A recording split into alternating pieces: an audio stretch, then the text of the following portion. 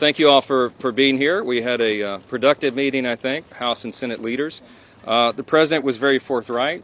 I told the President what I have been saying for many months, and that is that we must have change at the border, substantive policy change. We documented 64 instances where the President took executive action or his agencies took action to create the current catastrophe that we have at the border. It is a national security and a humanitarian catastrophe.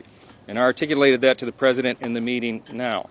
We understand that there's concern about the safety, security, sovereignty of Ukraine, but the American people have those same concerns about our own domestic sovereignty and our safety and our security. We have talked about the necessary elements to solve this problem. We passed our bill, and it has critical elements. It's a restoration of the Remain in Mexico policy. It is the end of catch and release. It is reform to the broken asylum and parole systems.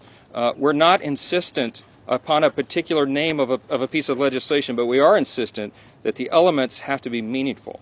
The House is ready to act, but the legislation has to solve the problem, and that's the critical point.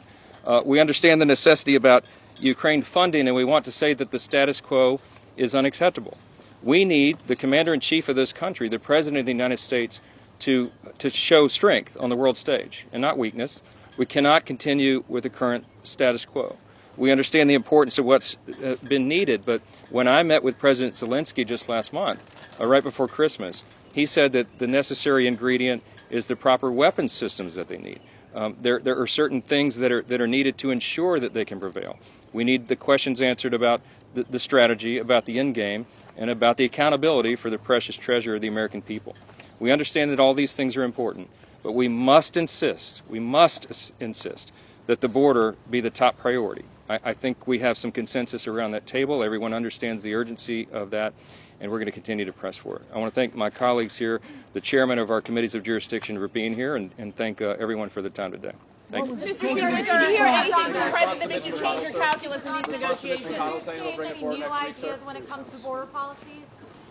Sir, does the status quo mean no more aid or new aid? I'm really going for it. How'd that remove? That's going to be in trouble. He's got a good chance.